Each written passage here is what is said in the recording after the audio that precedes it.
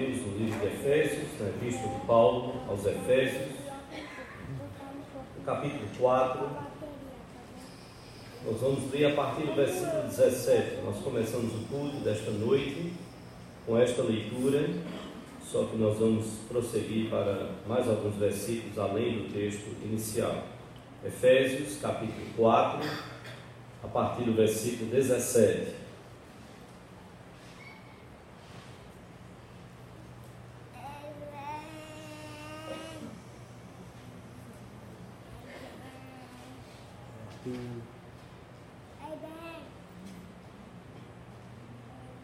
Vamos colocar de pé, Efésios capítulo 4, a partir do versículo 17. Nos diz a palavra de Deus: isto, portanto, digo, e no Senhor testifico, que não mais andeis como também andam os gentios, na vaidade dos seus próprios pensamentos, obscurecidos de entendimento, alheios à vida de Deus, por causa da ignorância em que vivem, pela dureza do seu coração, os quais, tendo se tornado insensíveis, se entregaram à dissolução para com avidez cometerem toda sorte de impureza. Mas não foi assim que aprendestes a Cristo, se é que de fato tendes ouvido e nele fostes instruídos, segundo é a verdade em Jesus, no sentido de que, quanto ao trato passado, vos despojeis do velho homem que se corrompe segundo as concupiscências do engano, e vos renoveis no espírito do vosso entendimento, e vos revistais do novo homem, criado segundo Deus em justiça e retidão, procedentes da verdade. Por isso, deixando a mentira, fale cada um a verdade com o seu próximo, porque somos membros uns dos outros. Irai-vos e não pequeis. Não se ponha o sol sobre a vossa ira, nem deis lugar ao diabo. Aquele que furtava, não furte mais, antes trabalhe, fazendo com as próprias mãos o que é bom, para que tenha com que acudir ao necessitado. Que Deus nos abençoe na compreensão da sua palavra. Quero convidar as crianças com as professoras devagarzinho à frente. Quero recomendar o cuidado lá na área de trás, para que possam seguir com muito cuidado para não escorregar.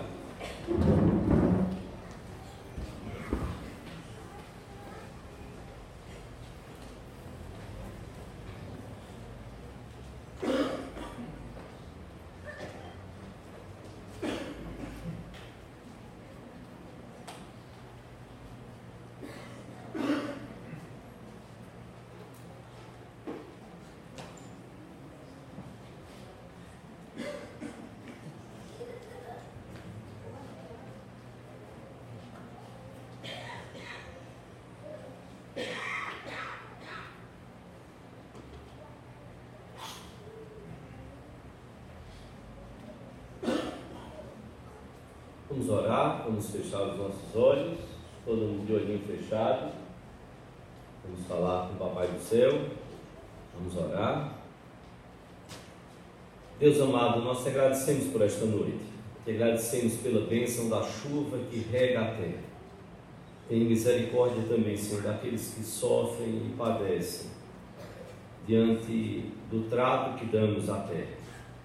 Ó Deus, nós clamamos também a tua bênção, de forma que o teu Espírito possa fluir e águas vivas possam fluir do nosso coração. Bem como, ó Deus, que o Senhor possa se dignificar e ter misericórdia daqueles que andam sedentos, que precisam da água viva, da água que satisfaz e supre toda sede que está no teu Filho Jesus. Nos faz beber desta fonte, nos faz compreender a tua palavra. Abençoa aqueles que nos visitam, para que eles possam compreender aquilo que tu queres da mensagem do Evangelho, que possam ser tocados pelo teu Espírito, possam compreender os teus propósitos, a tua vontade, que o teu Espírito possa trabalhar os seus corações conforme o teu querer. E a cada um que segue ao teu Filho Jesus, que o Senhor possa nos abençoar como igreja, para que possamos pensar como temos vivido e aquilo que tu queres de cada um de nós. para que mais e mais vidas possam ser alcançadas pela mensagem do Evangelho. Nós te bendizemos e te adoramos por tudo, Pai, no nome do Senhor Jesus Cristo e para a glória dele. Amém. Podemos sentar.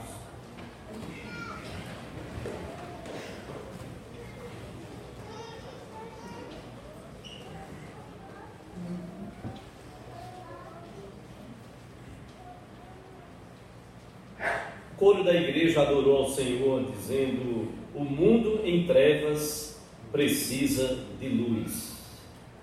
O bom Jesus é a verdade, é o caminho para me guiar.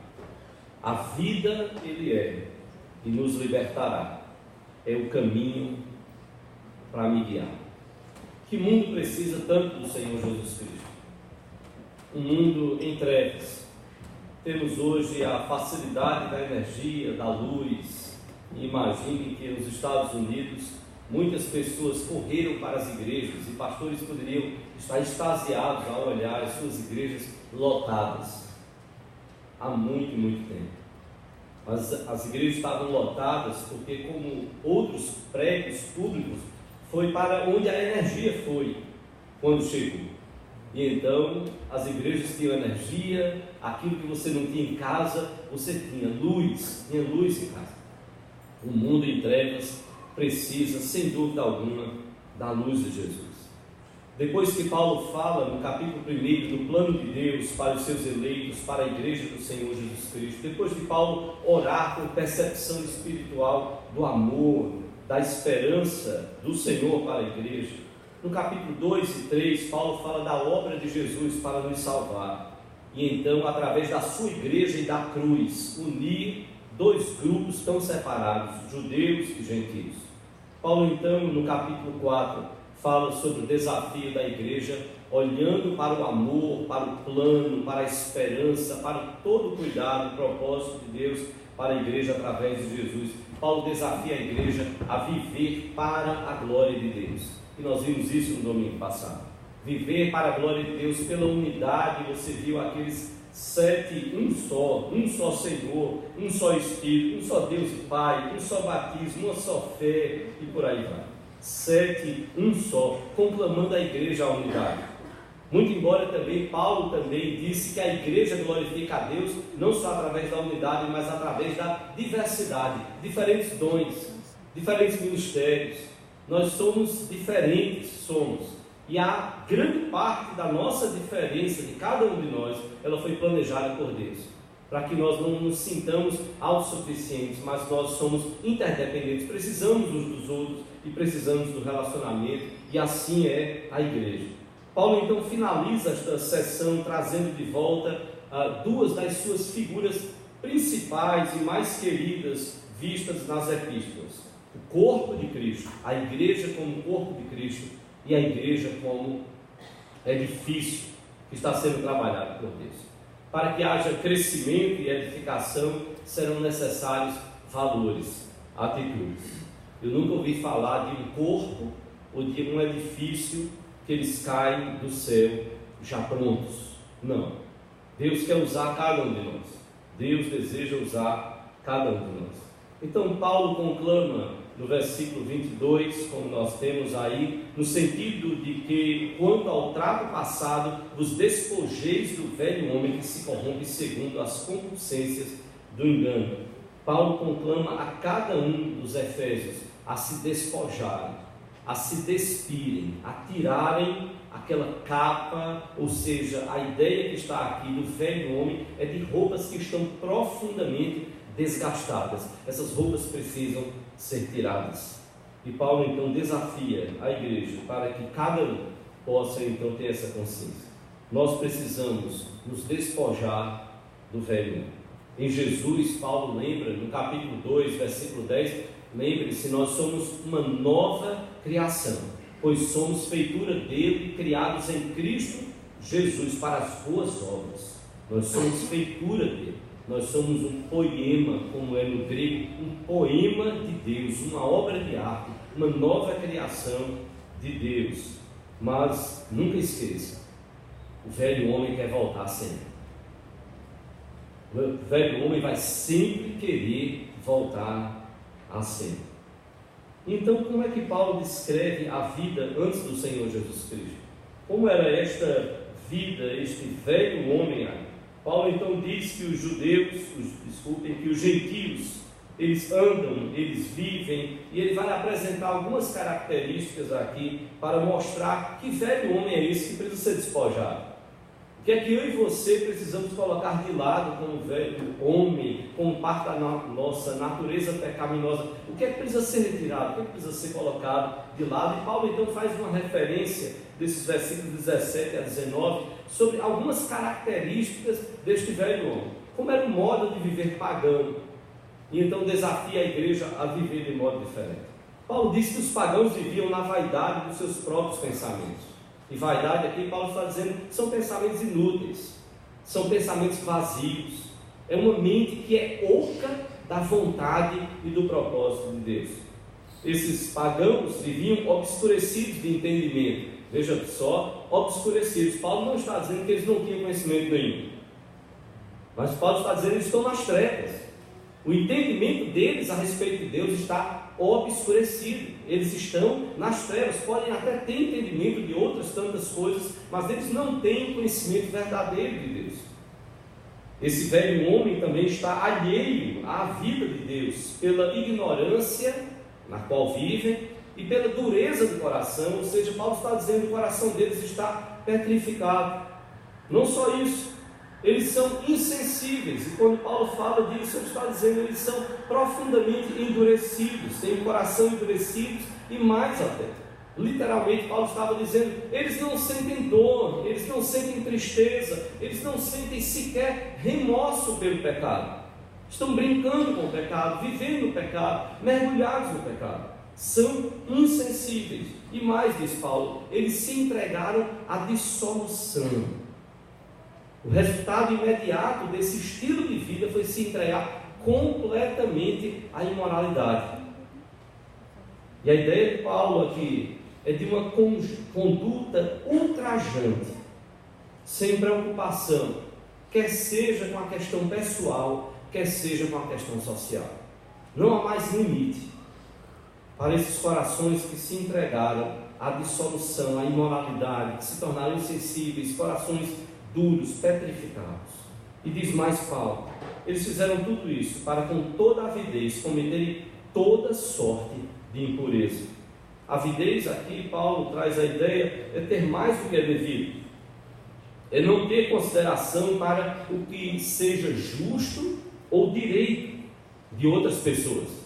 Não há respeito a outras pessoas, não há limite a outras pessoas, não há limite, não há respeito à questão de valores sociais, nada disso conta, porque eles se entregaram com toda avidez, com toda força, com todo empenho, com todo ser, eles lançaram o ser deles, tão diferente do que nós cantamos, mergulhar em teu ser, assim, nós queremos estar mergulhados em ti e cheios de ti, embebidos de ti, como diz a palavra, sermos cheios do Espírito. Sim, que maravilha, estarmos numa profunda comunhão com Deus, mas não era assim na vida daqueles pagãos.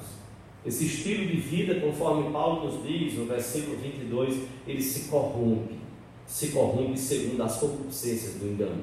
Ou seja, Paulo está dizendo, isso é uma decadência. As pessoas estão vivendo uma decadência mental, moral e espiritual, sem limites para o pecado, sem limites, pelo menos da parte do coração deles. Paulo então conclama os Efésios no versículo 24. Se você observar o que nos diz o versículo 24,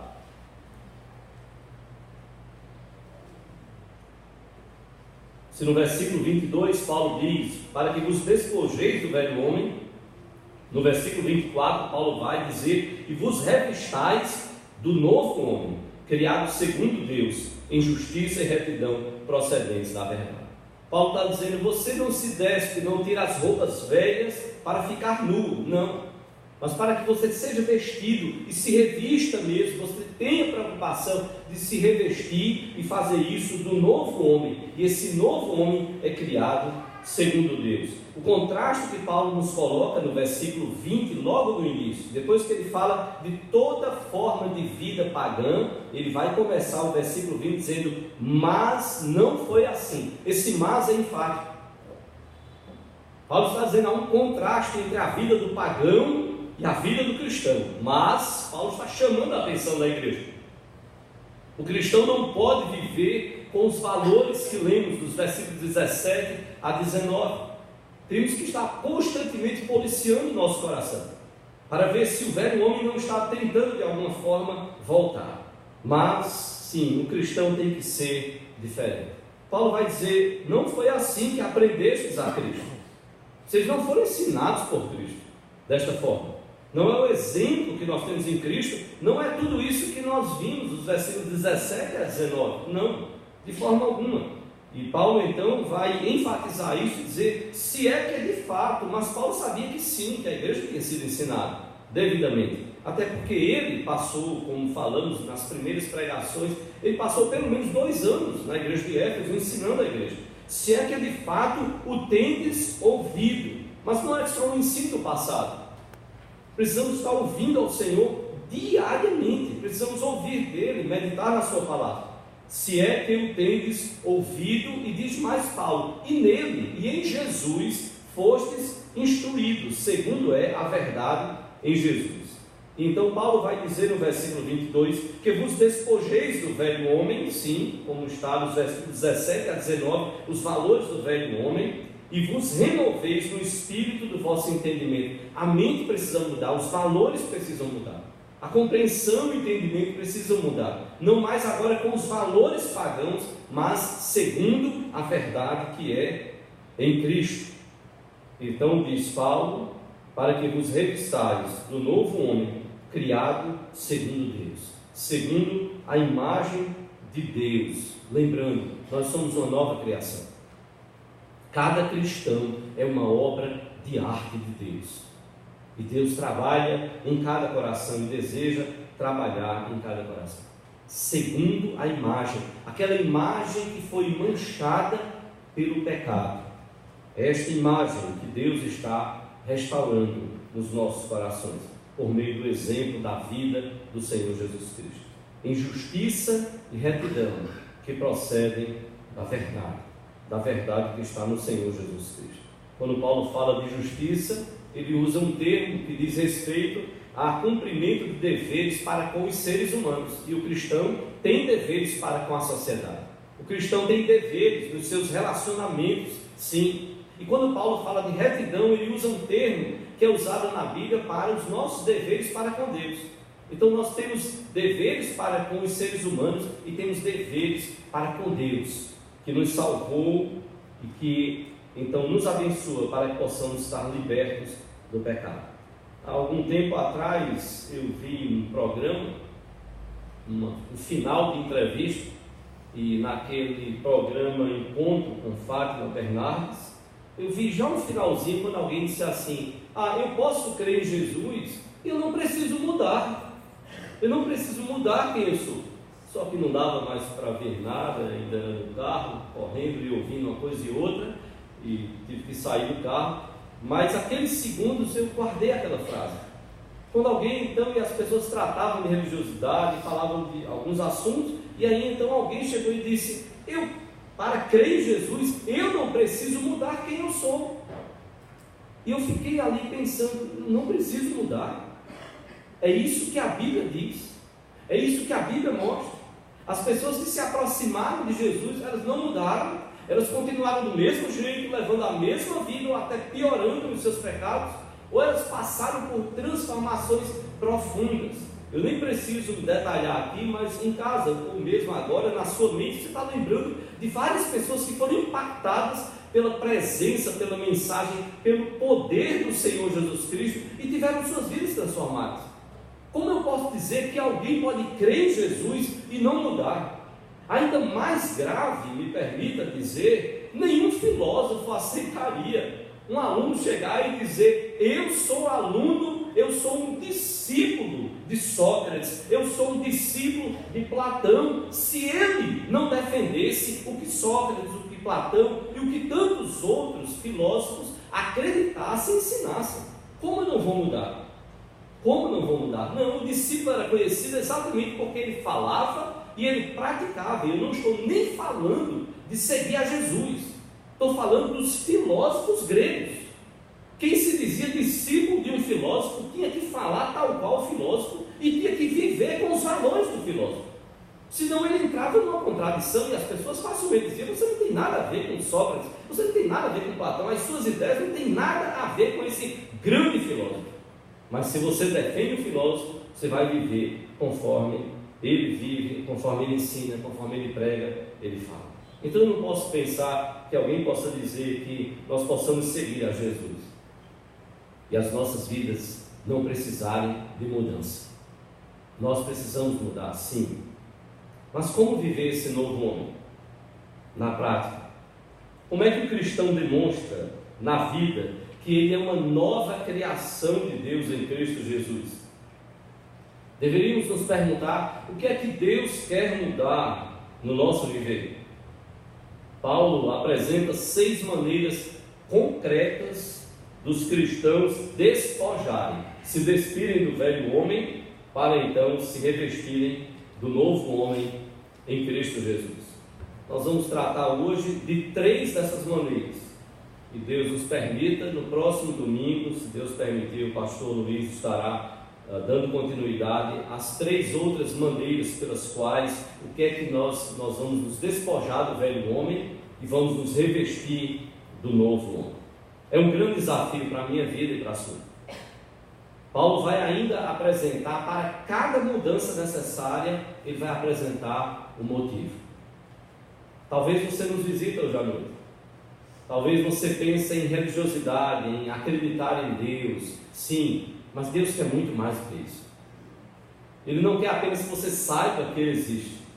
Ele quer abençoar a sua vida, transformar a sua vida, para que de fato nós sejamos, como a Bíblia nos ensina, para o louvor da glória dEle. Ele quer que eu e você vivamos a igreja para o louvor da glória dEle, para que o nome dEle seja exaltado. E a gente não imagina, e a gente pode até estar pensando assim: puxa, mas Deus é muito egoísta, né? Ele quer tudo para a glória dEle, Ele quer para o louvor dEle. E aí, quando nós vamos vivendo para o louvor e para a glória dEle, aí é que nós paramos e pensamos: meu Deus, tudo que Ele está fazendo para a glória dEle tem a ver com o meu bem, porque Ele me amou, Ele nos amou, Ele nos criou, e Ele se preocupa que a gente viva segundo o que Ele determinou, porque a vontade dEle é boa, perfeita e agradável. Que desafio, que bênção, vivermos para a glória dEle. Então Paulo vai apresentar alguns motivos pelos quais mudanças precisam acontecer. E olhe bem, não esqueça, Paulo está falando aqui de cristãos. Paulo está escrevendo para a igreja de Éfeso. Pode ser que você ainda não tenha um compromisso com a igreja do Senhor Jesus Cristo. Pode ser que você ainda não tenha sequer entregue a sua vida a Jesus. Mas entenda, Jesus quer transformar a sua vida, quer lhe dar uma grande família que é a igreja. E Deus então, por meio do Senhor Jesus Cristo, deseja transformar as nossas vidas. Agora perceba bem, e nós bem sabemos disso. Nós vivemos num país que amamos. Pelo menos pessoalmente, eu não gostaria de ter nascido em nenhum outro país. Agradeço a Deus por ter nascido aqui. E na cidade do primeiro mundo, Palmares. Se você não conhece, precisa conhecer. Mas veja bem, nós olhamos para essa sociedade e nós criticamos. Nós falamos dos problemas que ela tem. E sabe onde começa a solução? Em cada coração, em cada vida que segue ao Senhor Jesus. Porque nós vamos ver naqueles 6 domingos da família, quando você olhar o restante de Efésios, depois capítulo 5, você vai ver uma família segundo o coração de Deus. E aí você fica pensando: meu Deus, será que eu estou vivendo isso como marido, como esposa, como pais, como filhos, os que trabalham na nossa casa? Como é que são as nossas relações? Começa em cada coração, em cada família que se diz discípula do Senhor Jesus Cristo. É cada vida que segue a Jesus, que se diz discípulo de Jesus. É cada família que está buscando ajustar a sua vida, os seus valores, conforme o coração e a vontade do Senhor Jesus Cristo, para que cada vida que seja alcançada, ela possa ter o testemunho da glória de Deus. e ela possa perceber que Deus está fazendo uma grande obra, tirando de nós o velho homem e está nos revestindo do novo homem. Então me permita dizer o seguinte: o novo homem em Cristo muda. Não tem essa história de que quem segue a Jesus não muda. Não tem essa história de que quem segue a Jesus não precisa passar por transformação. Não tem essa história de que quem segue a Jesus não precisa deixar algumas coisas de lado. Não, você vem do jeito que você está, que Ele recebe você do jeito que está. É verdade. E eu creio nisso. Ele recebe você do jeito que você estiver. Agora me permita dizer, à luz do que a Bíblia ensina, Ele se recusa a deixar você do jeito que você está. E essa é a bênção de Deus na nossa vida. Ele não nos recebe, nos abraça e diz: tá bom, continue vivendo do jeito que você está vivendo. Vai dar tudo errado na vida de você. Você não vai agradar o Pai, mas continue vivendo. Para mim, pouco importa. Desde que vocês venham a mim, está tudo resolvido. Não. Ele nos recebe do jeito que estamos. Ele não exige, Ele não diz: olha, vá lá, mude tudo, quando você estiver perfeito, venha me seguir. Não. Ele nos recebe sim. Vinde a mim todos vós que estáis cansados e sobrecarregados, e eu vos aliviarei. É verdade. Nós vamos aí com os nossos fardos, as nossas cargas, os nossos canseios, os nossos problemas, pecados, limitações, falhas, com tudo que não presta. Com o nosso coração pecaminoso, vamos sim. E Ele nos recebe do jeito que estamos. Mas Ele se recusa a deixar que nós permaneçamos do jeito que estamos. E louvado seja o nome dEle. Porque isso é bênção para a minha vida e para a sua. Mas isso significa também, irmãos, que eu e você, nós temos um grande desafio na vida cristã. Nós não podemos passar 10 anos dizendo que estamos seguindo a Cristo e continuarmos do mesmo jeito e às vezes até piorando. Há alguns casos dolorosos de pessoas que às vezes até chegam e dizem: rapaz, eu conheci fulano antes de ser crente, olha, até que era gente boa, sabe? Mas depois que ele entrou para a igreja, você não sabe o quanto ele piorou. Como assim? Ele passou a mentir mais, engana as pessoas, não é honesto, não ama a esposa ou o esposo, não há bom relacionamento com os... Tudo piorou na vida dele. Eu digo: olha, alguma coisa está errada. Não é que não se tenha problemas, mas é como você enfrenta e vive os problemas, como você encara os pecados, como você vive, qual é o seu testemunho. Por outro lado, é uma grande bênção de Deus quando nós encontramos até pessoas que dizem assim: olha, eu não sou crente, eu não sou dessa lei de vocês aí, na lei nossa, é Jesus que nos chama a seguir. Eu não sou cristão. Agora eu tenho que dizer a você o seguinte: o meu vizinho mudou depois que ele conheceu a Jesus, depois que ele disse que ele virou crente, mas esse homem mudou. Ele arrumava confusão todo dia na vizinhança. Ele agora não, ele está pacificando os outros, ele está acalmando os outros, ele trata bem os outros. Ele era grosseiro, você não sabia disso? Ah, você não conhece, pastor. Esse homem era grosseiro, essa mulher era grosseira, desrespeitadora. Não. A vida dessas pessoas, a vida delas mudou. Isso é bênção. E todos nós vamos ter perseguições, todos nós vamos ter pessoas que não acreditam em nós, sim. Mas eu e você, nós não podemos esquecer: o velho homem precisa ser despojado, a roupa rasgada, suja, precisa ser tirada, porque Deus quer colocar uma roupa nova nas nossas vidas.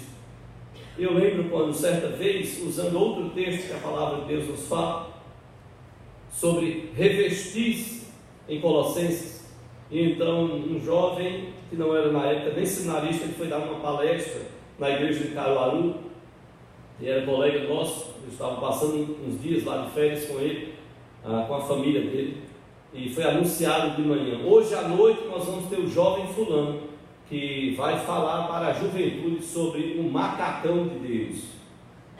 E eu olhei para ele e disse: tu vai falar sobre o quê, rapaz? Ele disse: foi anunciado. O macacão de Deus. Ele endoidou, foi. O macacão, onde é que ele disse: me aguarde, à noite você vai ver o macacão de Deus. E eu fiquei com aquilo a tarde toda. Onde é que está o macacão de Deus na Bíblia?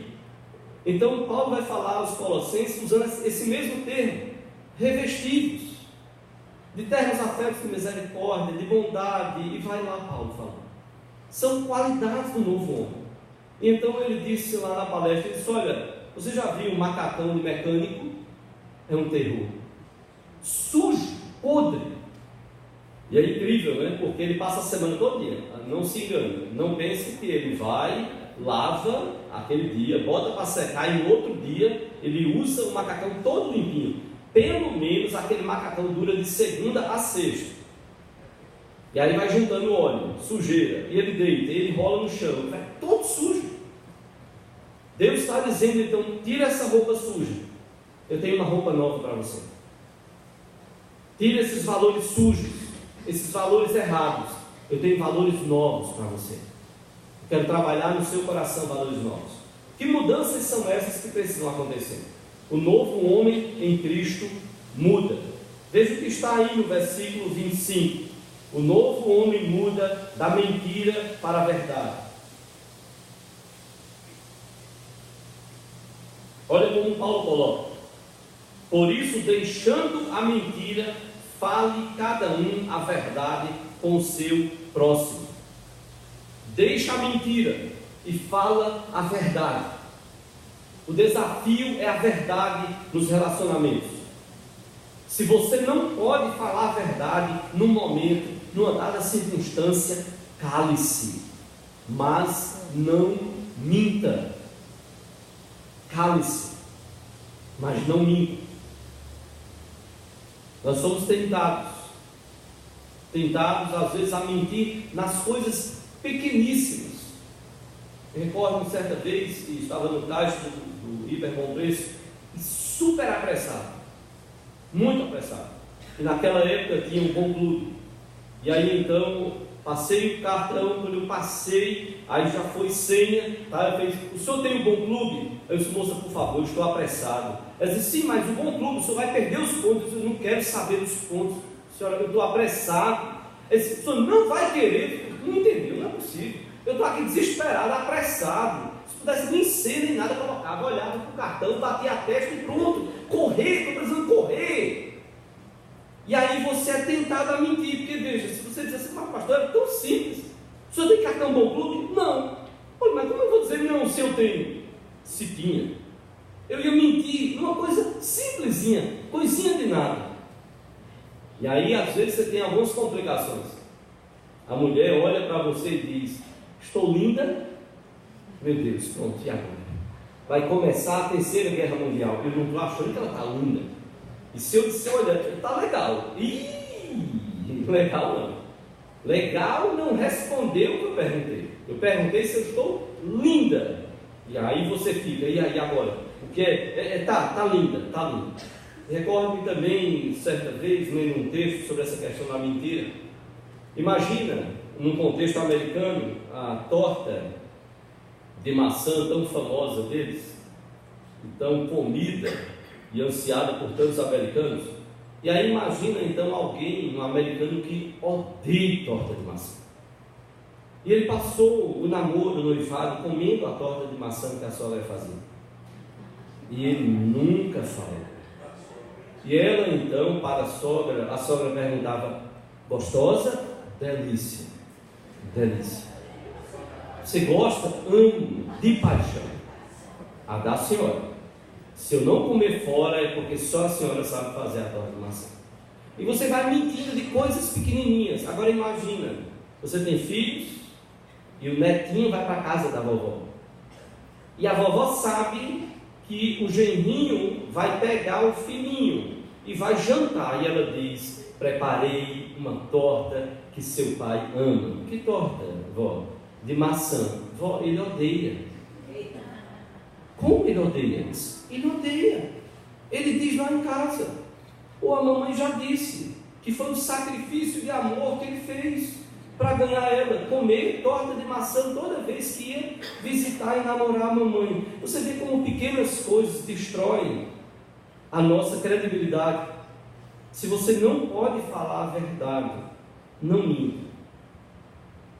Jesus disse: eu sou o caminho, a verdade e a vida. Ele disse: eu sou a verdade. Ele deixou Pilatos confuso. Jesus disse também ser o diabo. o pai da mentira, ele é o acusador, ele é o difamador, como Jesus disse lá em João 8, 44. E Paulo dá um motivo pelo qual eu e você nós devemos falar a verdade uns com os outros. E veja, não é só a verdade aqui na igreja. Já vi gente dentro do templo dizendo assim: menino, mentir para o pastor dentro do templo no dia de domingo. Eu digo assim, e ela pode mentir fora, nos outros dias. O que é que nós estamos ensinando aos nossos filhos? Vamos ensiná-los a falar a verdade em amor, a saber o momento de calar-se, como Jesus calou na hora que os discípulos perguntaram: acaso sou eu, acaso sou eu? E ele podia ter dito: gente, para aqui, o traidor é esse daqui. Desculpa, mas não é você. É Judas, é o traidor. Está claro? Ele não falou. Ele disse: é o que mete a mão comigo no prato. Ou seja, é alguém que está da nossa intimidade. Não é nenhum outro dos discípulos. É um de nós, um de vocês, que come comigo, que se serve comigo. Mas ele não disse: é Judas, porque não era o momento. Tem um momento de falar a verdade, tem as pessoas que precisam ouvir a verdade, tem um modo de falar a verdade, quantas coisas implicam, mas eu e você nós não podemos mentir. E Paulo diz por que precisamos falar a verdade: porque nós somos membros uns dos outros, somos membros do mesmo corpo. Crisóstomo, que foi chamado boca de ouro, João Crisóstomo, pregador, ele diz: se o olho, dizia, faleceu há tanto tempo, se o olho vê uma serpente, ele engana o pé? Não. Imagina o seu olho ver uma serpente e mandar um comando lá para o cérebro, mandar então um insight lá para o cérebro dizendo: é pudim, pegue, é torta de pudim, pegue e bote na boca. Uma serpente, o olho está enganando a mão, vai enganar o pé, que vai conduzir você direto para a boca da serpente. Então João Crisóstomo pergunta: se o olho vê uma serpente, ele engana o pé? Se a língua sente o gosto daquilo que é amargo, ela engana o estômago? Mentir é trabalhar contra o corpo, provocando desunião, desordem e problemas. Porém, me permito dizer, não é a verdade a qualquer preço. Não é a verdade pela verdade. Não é eu falo a verdade, doa a quem doer. Não. O novo homem em Cristo, ele fala a verdade com amor. E ele fala não porque ele quer que doa. Ele não fala para doer. Efésios 4, versículo 15, se você observar, Paulo, voltando um pouco, Paulo diz: mas seguindo a verdade em amor, cresçamos em tudo naquele que é a cabeça, Cristo. Precisa falar a verdade com amor. Há coisas difíceis de serem ditas. Da mesma forma como um pai chama um filho e diz: filho, senta aqui. Preciso ter uma conversa de pai para filho, de pai para filhas. Eu preciso falar algumas coisas que você precisa ouvir. E eu quero dizer a você que eu estou falando isso porque eu amo você. Aí você para e diz: realmente, esse pai me ama, ele se preocupa comigo.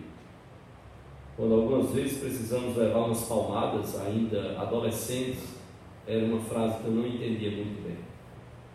Quando o papai nos levava para o quarto e dizia: vocês extrapolaram todos os limites. Eu chego a esse ponto de ter que bater em vocês. Ele disse: agora eu quero dizer a vocês, por mais que vocês não entendam agora, que eu amo vocês. E às vezes estava eu sozinho, às vezes estava eu e Roberto, éramos mais próximos, brincávamos juntos e apanhávamos juntos. Não apanhei nunca junto com Davi, a diferença de idade era grande. Mas com Roberto apanhamos algumas vezes, era solidariedade. Pecava, errava junto, apanhava junto. Mas eu não sei se ele lembra. Quantas e quantas vezes papai olhou e disse: primeiro ele lembrava, vocês passaram todos os limites. Não era errou, apanhou. Não. Extrapolava todos os limites. Pronto, agora a vara. Tem que corrigir pela vara. Depois que levava as palmadas, tem ventilador para isso. Não tem ar-condicionado, então vai para o ventilador e fica na frente lá. Prova que você tem sangue, está lá, né? Não está sangue jorrando, mas está vermelhinho a mão, o amor que fala e disciplina, porque não quer ver o filho se perder. Difícil, nós precisamos falar a verdade em amor. E quando Éfeso não falou a verdade em amor, foi repreendido. Quando não viveu no primeiro amor, Apocalipse diz, no capítulo 2, os versículos de 2 a 4, que essa igreja perseverava, ela reprovava mentirosos, colocava à prova falsos apóstolos que não eram, e comprovava que eles não eram, de fato, verdadeiros apóstolos. Mas então, esta luta pela verdade, sem amor, fez a igreja de Éfeso secar. Ao ponto do Senhor dizer à igreja: tenho, porém, contra ti, que abandonaste o teu primeiro amor. Não pode ser a verdade sem amor, porque a verdade sem amor, ela gera meias verdades. A verdade sem amor, ela gera maledicência. A verdade sem amor, ela gera fofoca, ela gera disse-me-disse no meio da igreja, na família, no trabalho. A verdade sem amor gera confusão, desarmonia, e gera mais a alegria do diabo e a alegria do inferno. Porque a igreja não foi chamada para viver a verdade sem amor. E quando alguém está muito preocupado, não, mas olha, o que eu estou falando é gravíssimo, mas é a verdade, viu, do que eu estou dizendo. Aí você tem que parar e perguntar: meu irmão, você está falando a verdade em amor? Porque se você está falando a verdade em amor, você vai pensar duas vezes para quem você está dizendo essa verdade. Eu não vejo pais, e tome para você, que eu tomo para mim. Eu não vejo pais detonando os seus filhos e dizendo: olha, estou falando isso do meu filho e da minha filha, viu? E é verdade, viu? Vem cá para eu passar a ficha dele ou dela. Sabe por que você não faz? Porque você ama. Agora, o grande risco é quando nós fazemos isso em relação aos nossos irmãos em Cristo. Então Paulo está dizendo: você é membro do mesmo corpo, então fale a verdade, não minta, mas fale a verdade em amor. Então o novo homem em Cristo muda sim, da mentira para a verdade. Mas também há uma outra mudança que é necessária. O novo homem em Cristo muda da ira para o domínio próprio. Veja o que está no versículo 26 e 27.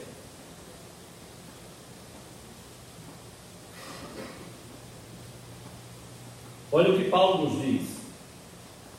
Os versículos 26 e 27, Paulo diz: irai-vos e não pequeis, não se ponha o sol sobre a vossa ira, nem deis lugar ao diabo. O novo homem em Cristo não muda só da mentira para a verdade. O novo homem em Cristo muda da ira descontrolada para o domínio próprio. A ira permitida na Bíblia é controlada. A ira permitida na Bíblia, ela é contra o que desagrada ao coração de Deus. A ira permitida na Bíblia é contra a injustiça, contra o pecado deliberado, declarado. Jesus é o grande exemplo. Ele entra na casa do Pai, ele entra no templo, ele sai derrubando tudo, devido à exploração daqueles que vendiam animais para o sacrifício, muitas vezes no valor de 3 vezes o valor do animal, mas porque só aqueles animais recebiam o selo, a liberação dos sacerdotes, a autorização, e só aqueles é que podiam ser apresentados para o sacrifício, porque os sacerdotes estavam em conluio, em conchavo pecaminoso, recebendo por trás daqueles sacrifícios. O câmbio era feito de forma desonesta, a troca de moedas. E Jesus se revolta com tudo aquilo, com toda a injustiça feita no pátio dos gentios, o único lugar onde os gentios tinham para adorar. E Jesus se revolta e numa ira santa sai derrubando tudo aquilo ali. Mas não era uma ira descontrolada. Ele é o Filho de Deus, e ele estava exercendo ali perante aquelas pessoas o início de um juízo de Deus sobre a vida daquelas pessoas. Aquelas pessoas estavam dentro da casa do seu Pai, e a casa que era para ser casa de oração, como ele diz. Vós a transformastes num covil de salteadores, de ladrões. Por isso Jesus fez o que fez. Jesus mandou Pedro reter a espada e curou a orelha daquele servo mau, mostrando, olha, a ira descontrolada, Pedro, ela gera violência e tem consequência disso. Não faça isso. Jesus repreendeu os discípulos quando eles pediram a Jesus: mestre, quer que mandemos descer fogo do céu? Para que essa violência? Se Jesus quisesse mandar, ele mesmo mandava. Não pensava os discípulos estavam dizendo que Jesus deveria fazer ou não fazer. Não era pela violência. Vós não sabeis de que espírito sois. Então não é essa ira descontrolada. E Paulo então dá um motivo. Sabe por que você precisa sair dessa ira descontrolada? Sabe por que você precisa irar? E a ira que agrada a Deus é aquela ira que não leva ao pecado. Irai-vos e não pequeis. Paulo diz mais, então não se ponha o sol sobre a vossa ira. Mas por que Paulo fala tudo isso? Ele diz: nem deis lugar ao diabo, para que você não dê brecha ao diabo. O coração irado, o coração descontrolado, é um grande risco para o diabo se aproveitar. Calvino é quem comenta, dizendo que a ira que começa contra pecados, ela pode gerar mágoas, ressentimentos e amargura voltados contra os nossos irmãos. Esse é o perigo. A gente começa a ira de forma santa, justa, pura, querendo a glória de Deus, e no final das contas, sabe o que acontece com essa ira? Ela começa agora a se voltar do pecado para o pecador, e a gente começa a condenar, a julgar, a achar que não tem mais saída, e a gente começa a dizer: Deus, saia do seu trono, eu preciso julgar, porque o Senhor não está julgando ninguém, e eu sei quem eu devo julgar. O Senhor não imagina o que está no meu coração, imagina, e Deus sabe o que está: pecado. Era aquilo que podia ter começado, pode ter começado até de forma justa, contra o pecado, mas terminou contra o seu irmão em Cristo. Paulo diz: nós somos membros do mesmo corpo, e cuidado, porque aí sua luta passa a ser agora a luta entre irmãos. E Paulo vai dizer lá na frente: a nossa luta não é contra a carne nem contra o sangue, não é contra os irmãos, não é o exército lutando contra ele mesmo. A nossa luta é contra principados e potestades, contra esses poderes do mal. Então cuidado com esta ira descontrolada, para que ela não comece contra o pecado e ela termine então voltada contra os nossos irmãos em Cristo. Paulo então diz: não se ponha o sol sobre a vossa ira. Paulo diz: não vá dormir com isso, não vá dormir guardando mágoa, ressentimento, ira. Não faça isso. Os seguidores do filósofo Pitágoras, eles tinham por norma se reconciliar antes do pôr do sol. Eles eram orientados por Pitágoras, pelos ensinamentos de Pitágoras, a que abrissem mão do revide irado. Aí você para e pensa: puxa, se um homem que não era cristão como Pitágoras tinha essa concepção, Paulo agora chega e diz: não, nós temos um exemplo muito maior do que Pitágoras, quem fosse. O nosso grande exemplo é o exemplo do Mestre, é o Senhor Jesus. Foi Ele que recebeu os nossos pecados, Ele sofreu, Ele que foi crucificado, Ele que foi trucidado até ser levado à cruz. E como a Bíblia diz, como ovelha muda perante os seus tosqueadores, Ele não abriu a sua boca. Podia ter mandado descer fogo do céu e consumir todos aqueles pecadores miseráveis como eu e você, mas Ele não fez isso. Ele não fez isso. Ele suportou todas as coisas. Ele não se deixou levar do seu lado emocional. E Ele é totalmente Deus e totalmente homem. É o que cremos pelo que a palavra de Deus nos fala. Não é porque ali naquele momento Ele virou unicamente Deus e Ele não sentia nenhuma dor. Não. Ele precisava sentir como eu e você. Ele tomou o nosso lugar, sendo homem. Sofreu tudo, mas não revidou. Parece que Paulo nos faz lembrar do Salmo de número 4, versículo 4: irai-vos e não pequeis, Consultai no travesseiro o coração e sossegai. Irai-vos e não pequeis. Consultai no travesseiro o coração e sossegai. Como é possível? Só se o sol não se pôr sobre a sua ira. Se você vai guardando, essa ira vai criando um coração amargurado. A raiz de amargura vai crescendo e vai tomando conta do nosso ser. Não se permita ser dominado pela ira, mas clame a Deus para que troque a ira pelo domínio próprio. O novo homem em Cristo muda da mentira para a verdade, da ira para o domínio próprio. Mas por último, o novo homem muda do furto para o trabalho. Veja o que a palavra de Deus nos fala. No versículo 28, Paulo diz: aquele que furtava, não furte mais, antes trabalhe fazendo com as próprias mãos o que é bom, para que tenha com que acudir ao necessitado. Quando Paulo fala que de furto, ele está falando de pequenos roubos. Havia membros ainda tentados a isto.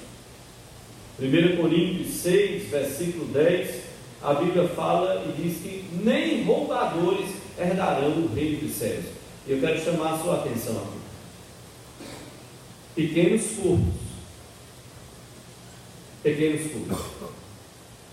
Eu vi falar de alguém que parentes diziam: fulano, quando tem um almoço comunitário, um jantar na igreja, pega a panela de outro e leva, pega o recipiente de outro e leva. E aí o parente dizia: fulano, mas isso aqui não é seu, isso aqui não é nosso não. Tem nada não. Fulano lá vai e compra outro. O que é isso? É furto.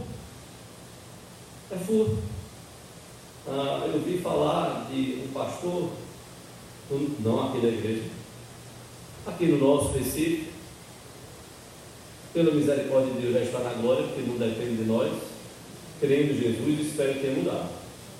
Mas a esposa chegou e disse que ele pegava, imagina que você assinou o seu nome, Álvaro, lá no livro. Aí ele colocava: doado por Álvaro, está assinado. Doado por Álvaro. Aí ele colocava o nome dele. Fulano. Ele levou o livro da pessoa. E a esposa uma vez chegou, isso dito com familiares, a esposa chegou e disse: fulano, esse livro não é seu. Qual a assinatura, digamos, de Álvaro? Não foi daqui não, de Álvaro. E essa letra aqui é sua. Doado por, você está se doando o livro, você levou o livro. Disse: não, Álvaro é rico. Álvaro não precisa não do livro. Eu preciso. Como pode? Furto. Não é seu, você passou a mão, é furto. E Paulo está dizendo: não furte, trabalhe. Não é do testemunho cristão, não pode ser. É preciso ter um trabalho honesto, esforçado, vigoroso, que chega até a produzir fadiga, canseira. Em vez de furtar o fruto, em vez de roubar o fruto do trabalho dos outros. Não. Nós precisamos trabalhar para o nosso próprio sustento.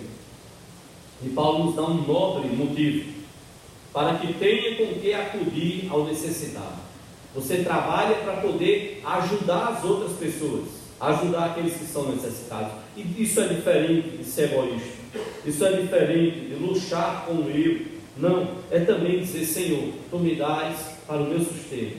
E Senhor, Tu me dás oportunidades também de ajudar a outras pessoas. E é preciso ter cuidado com a preguiça. 2 Tessalonicenses, capítulo 3, os versículos de 10 a 13. Paulo fala de irmãos que andavam desordenadamente no meio da igreja, não trabalhavam e viviam se intrometendo na vida alheia. Paulo então orienta a que eles possam trabalhar, comer do seu próprio trabalho e fazer o bem. É isso que Paulo chama. Pare de furtar, pare de se meter na vida dos outros e ocupe o seu tempo com trabalho honesto, vigoroso, que requer de você, que faz você dar o melhor para a glória de Deus. Nem sempre o nosso trabalho é reconhecido, mas Deus está vendo. E Deus é quem tem a melhor recompensa. E nós somos chamados a testemunhar que nós somos um novo homem, uma nova criatura, uma nova criação, um novo poema, uma obra de arte de Deus. Pois somos feitura dele, criados em Cristo Jesus para as boas obras, as quais Deus de antemão preparou para que andássemos nelas. É o que Paulo diz lá em Efésios 2:10. Nós precisamos nos despir, nos despojar do velho homem. Tire a mentira da sua vida e troque pela roupa nova da verdade. Tire a ira descontrolada, troque pelo domínio próprio. Tire o furto da sua vida, troque pelo trabalho. Troque pelo trabalho. Que grande desafio para mim e você, como igreja do Senhor, podemos viver de tal forma que as pessoas queiram conhecer o que faz diferença nas nossas vidas. Quem é que faz diferença? Quem nós seguimos? Dizemos que somos discípulos de Jesus. Como nós vivemos? Se nós vivemos na mentira, na ira, no furto, vai ser muito difícil as pessoas crerem e desejarem seguir a Jesus. O grande desafio, também na sociedade que vivemos, é vivermos a verdade, é vivermos dominando o nosso próprio coração, a nossa vida, e vivendo de um trabalho justo, honesto, digno, em luta, mas fazemos aquilo que é certo. Eu quero terminar lembrando a você, a mim e a você, que a mudança do velho para o novo homem é uma guerra constante, até a segunda vinda de Cristo. Eu e você, nós não podemos descuidar. Eu e você não podemos descuidar. Até a segunda vinda de Cristo é e será uma guerra constante. Há uma frase de Martinho Lutero muito interessante. Dizia Martinho Lutero: eu pensava que o velho homem havia se afogado nas águas do batismo. E é muito interessante que as pessoas então entregam suas vidas a Cristo, levados pelo Senhor, e aí começam a seguir a Jesus, e eles eu quero me tornar membro da igreja, Senhor, quantas maravilhas o Senhor fez na minha vida, Senhor, eu quero dedicar a minha vida, e tudo isso é louvável, e deve ser para o louvor da glória de Deus.